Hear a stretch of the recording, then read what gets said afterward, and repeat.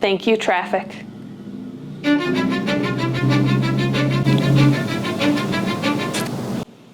Thank you, furnace.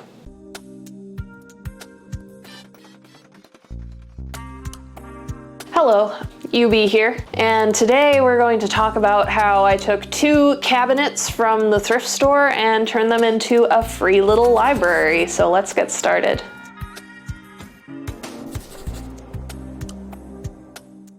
Alright, so first off, what is a free little library? Basically, there's a lot of them in the town that I live in, whether it's a free little library or the offshoots of that, which are free little pantries, free little blockbusters, all of that sort of thing. And the idea is that it's a community supported item that somebody puts in their front yard, and it invites people to basically give a penny, take a penny sort of scenario, but with books if it's a free little library, food items and basic necessities if it's a free little pantry, DVDs if it's a blockbuster, and in this case it's going to be a free little art library. My goal is that there's going to be things like pencils and paints and all sorts of fun things that are appropriate for all ages to give different kinds of art a try. If you're a little bit ADHD and you try a million different kinds of crafts and don't know what to do with the supplies when you kind of burn out on that craft, you can bring that stuff from that craft and put it into the free little art library where it can find a home with somebody else.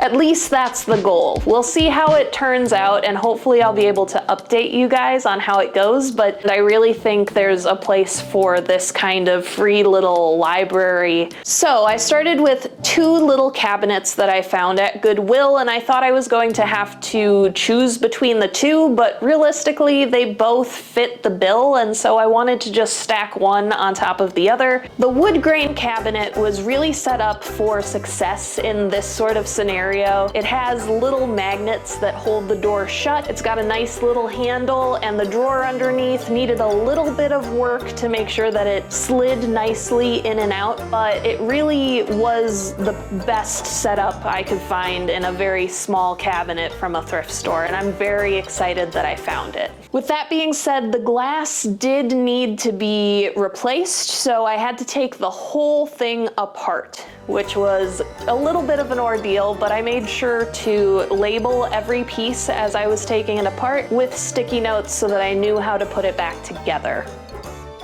In the middle of taking this guy apart because it came without its glass, what I need to do here, I think, is smack it with a hammer until it comes apart. But I'm a little bit nervous because I can see in the edges here that it was goobered up pretty good with wood glue when it was put together.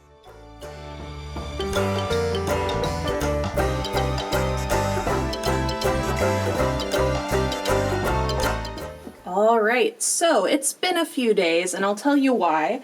I started filming this on the day that my acrylic was supposed to come in for the front panel of that guy. I got it, and it's entirely too thick. I ordered a 1/4 inch, and I should have known that that was gonna be too thick, but I was just very excited. I knew it was gonna be delivered, and I started the project and then realized that this was not going to work. So my partner was nice enough to help me cut down the plexi to the correct size, and now I need to glue this back together with some wood glue and go from there. At that point, I can put back together the other cabinet, and then we'll have 2 solid cabinets ready to go for the free little library.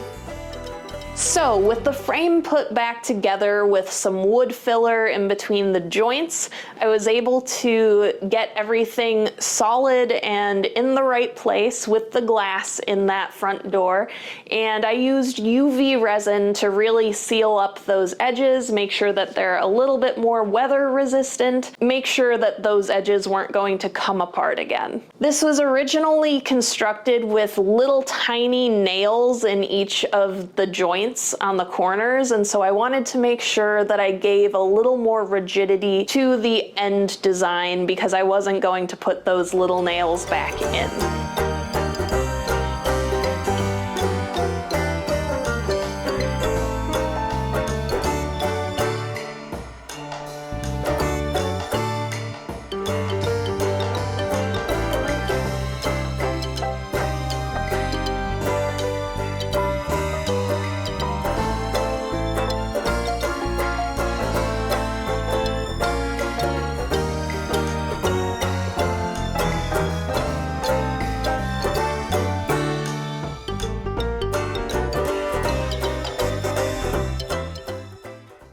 The other thing that I need to adjust before I put this cabinet back together is that this drawer just fit kind of snug. So what I'm gonna do is go on the bottom here and shave off just a little bit on each side so that hopefully it slides a little bit easier.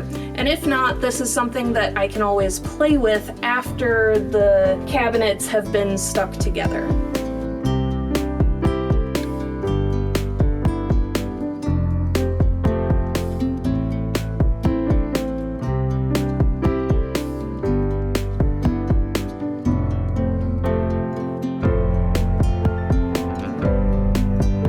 Despite not putting in a lot of money to this project, I actually did find two cabinets that were very well suited for this scenario.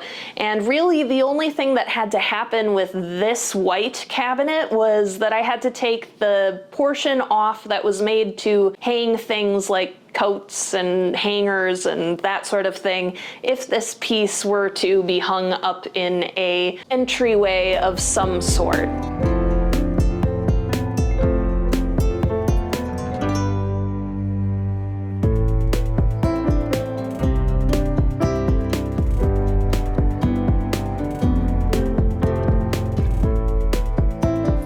What we can see here with this cabinet is I've done 2 layers of wood filler on the edges where I kind of goofed things up a little bit, and I just need to sand that down and put a fresh coat of paint. I'm not going to worry about the color too much over top, just to give it that little bit of weather resistance that the paint is going to give it. The rest of the cabinet is actually perfect for our uses. The doors open up and they have little magnets on the bottom that help the doors stay closed. They have their glass and it's got a solid bottom and top.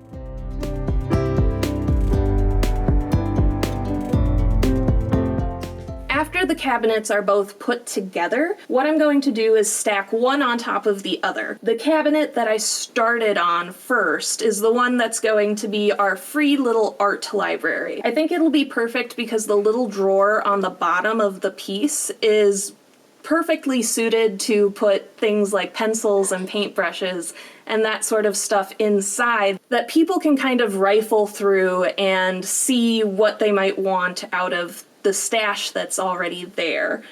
The bottom is going to be this wider piece that I took the top off of, and that is going to be a free little pantry with any luck. There are a number of free little pantries in my neighborhood already, so we'll see if it's more suited to be used as a pantry or be used as a free little library down the road. Once the 2 pieces are stacked on top of each other, they're going to be placed on a beam that is going to be cut down to size, and I'm going to do a very elaborate decoration of that post. A lot of people will decorate their free little libraries to look like little libraries or birdhouses or something similar. And what I want to do is, instead of focusing so much on the cabinet portion of the free little library, I want to decorate the base of it to make it look like a magical sort of fairy stump, if you will, that will live in our front yard. The way I intend to do this is I'm going to build the stump portion separately from the cabinets. That way I'll be able to put the beam through the middle of the stump and then put the cabinets on top, and the beam will go into the ground like a fence post. The decoration of that stump that I'm talking about will be a separate video coming out eventually. It is quite the undertaking, but it is the kind of art that I want to be making nowadays. So please subscribe if you want to see the end result of this sort of fairy mystical free little library.